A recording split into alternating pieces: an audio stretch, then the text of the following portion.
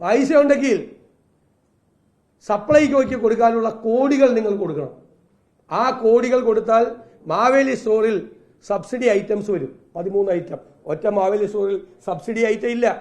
കാശ് അധികമാണ് കയ്യിലുള്ളതെങ്കിൽ സ്കൂളിലെ പാചക തൊഴിലാളികൾക്ക്, പാവപ്പെട്ടവർക്ക് പൈസ കൊടുത്തിട്ടില്ല, ശമ്പളം കൊടുത്തിട്ടില്ല. പൈസ കയ്യിലുണ്ടെങ്കിൽ ആശാവർക്കർമാരെ നിങ്ങൾ സഹായിക്കുക. നിങ്ങൾ 60,000 കോടി രൂപ സംസ്ഥാനത്തെ ജീവനക്കാർക്ക് DA കുടിശ്ശികയും മറ്റ് ആനുകൂല്യങ്ങളും നിങ്ങൾ കൊടുക്കാനുണ്ട്. നിങ്ങൾ ജലജീവൻ മിഷൻ ആയിരക്കണക്കിന് കോടി രൂപയാണ് കരാറുകാർക്ക് കൊടുക്കാനുള്ള ജലജീവൻ പദ്ധതി നിഷ്പ്രഭമായി ലക്ഷക്കണക്കിന് പാവപ്പെട്ട ആളുകൾക്ക് കൊടുക്കാൻ പറ്റുന്ന കേന്ദ്ര സംസ്ഥാന ജോയിന്റ് സ്കീമാണ്. സ്റ്റേറ്റിന്റെ ഷെയർ കൊടുക്കുന്നില്ല, 5 നയാ പൈസ ഇല്ല. PWDയിലെ കരാറുകാർക്ക് പണം കൊടുക്കുന്നില്ല. ക്ഷേമനിധി ബോർഡുകൾ തകർന്നു. 2500 കോടി രൂപ ക്ഷേമനിധികളിൽ നിന്ന് സർക്കാർ എടുത്തു. കെട്ടിട നിർമ്മാണ തൊഴിലാളികൾക്ക് ആനുകൂല്യം കിട്ടിയിട്ട് 20 മാസമായി. സംസ്ഥാനത്തിന്റെ ചരിത്രത്തിൽ ആദ്യമായിട്ടാണ് ക്ഷേമനിധികൾ തകർച്ചയിലേക്ക് പോകുന്നത്. ഇലക്ട്രിസിറ്റി ബോർഡിൽ അഴിമതി. ഉമ്മൻചാണ്ടി സർക്കാർ ഉണ്ടാക്കിയ ഒരു കരാറുണ്ടായിരുന്നു പുറത്തുനിന്ന് വൈദ്യുതി മേടിക്കാൻ 25 കൊല്ലത്തേക്ക് 4 രൂപ 29 പൈസയ്ക്ക് ഒരു യൂണിറ്റിൽ. ഉമ്മൻചാണ്ടി സർക്കാരും വാങ്ങിച്ചു, ഈ സർക്കാർ 7 കൊല്ലം വാങ്ങിച്ചു. 2 കൊല്ലം മുമ്പ് അദാനിയുടെ കമ്പനിയിൽ നിന്ന് വൈദ്യുതി മേടിക്കാൻ വേണ്ടി ഉമ്മൻചാണ്ടിയുടെ കാലത്തെ കരാർ റദ്ദാക്കി. അഴിമതിയാണെന്നോ. 4 രൂപ 29 പൈസയ്ക്ക് മേടിച്ചിരുന്ന വൈദ്യുതി ആ കരാറിൽ ഇപ്പം എത്രയൊക്കെയാണ് മേടിക്കണമെന്നറിയാമോ?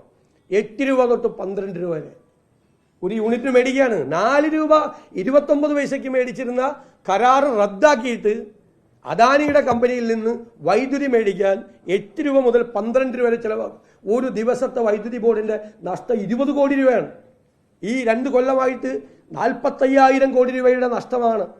അതുകൊണ്ടാണ് ചാർജ് ഇങ്ങനെ കൂട്ടിക്കൊണ്ടിരിക്കുന്നത്. KSRTC തകരാറായി, മെഡിക്കൽ സർവീസസ് കോർപ്പറേഷൻ പോയി, സപ്ലൈകോ വലിയ പ്രതിസന്ധിയിലാണ്. ഇനി കർഷകർ എന്തായിരുന്നു 250 രൂപയൊക്കെ റബ്ബറിനാക്കിയോ? നെല്ല് സംഭരണം പാളിയില്ലേ? ഞാൻ കോട്ടയത്ത് നിന്ന് പറയേണ്ട ആവശ്യമില്ലല്ലോ. നാളികേര സംഭരണം എവിടെയെങ്കിലും ഉണ്ടോ? നെല്ല് സംഭരണം പാളി, നാളികേര സംഭരണം ഇല്ല. റബ്ബറിന് മിനിമം സപ്പോർട്ട് പ്രൈസ് കൊടുക്കും 250 രൂപ, ഒന്നും കൊടുത്തില്ലല്ലോ. കാർഷിക മേഖല മുഴുവൻ പ്രതിസന്ധിയാണ്. മലയോരത്ത് മുഴുവൻ കഷ്ടപ്പാടും ദുരിതവുമാണ്. ആളുകൾ ഭയത്തിലാണ്. വന്യജീവി ആക്രമണം തടയാൻ ചെറുവിരൽ അനക്കിയില്ല. മലയോരത്തെ ജനങ്ങളെ വിധിക്ക് വിട്ടുകൊടുത്തിരിക്കുകയാണ് ഈ സർക്കാർ. ഞാൻ പ്രോഗ്രസ് റിപ്പോർട്ട് വെച്ച മുഖ്യമന്ത്രിയോട് ചോദിക്കുന്നു, എവിടെ നിങ്ങളുടെ തീരദേശ പാക്കേജ്?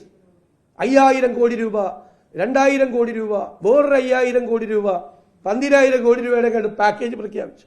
എത്ര രൂപ നിങ്ങൾ ചെലവാക്കി? എവിടെ നിങ്ങളുടെ ഇടുക്കി പാക്കേജ്? എവിടെ നിങ്ങളുടെ വയനാട് പാക്കേജ്?